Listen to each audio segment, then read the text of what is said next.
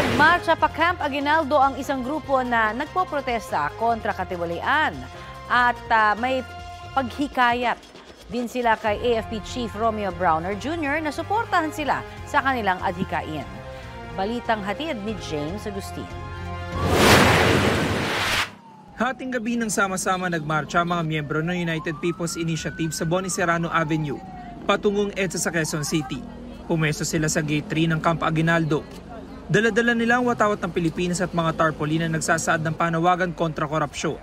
Kabilang sa grupo ang ilang retired uniform personnel.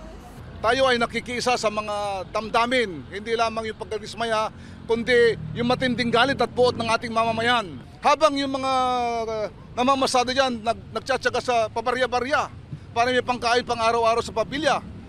Ito yung mga congressman, mga anak nila, mga pamilya, kita nyo naman, ba? Nagtatampisaw sa karangyaan. Saan galing yung pera na yun? Galing din sa taong bayan. Target ng grupo na maiabot ang isang sulat ngayong araw kay AFP Chief of Staff General Romeo Browner Jr. para hikayatin siya na suportahan ng kanilang adhikain. Idiniman namin sa kanya na protektahan niya yung mga mamamayan dito sa ginagawang protesta ngayon. Dapat matuldukan na itong kawalanghyan ng ating mga congressman, mga tao sa gobyerno. Sisikapin pa namin kunan ng reaksyon si General Browner. Nagsindi rin ng kandila at nag-alay ng panalangin ang mga reliyista.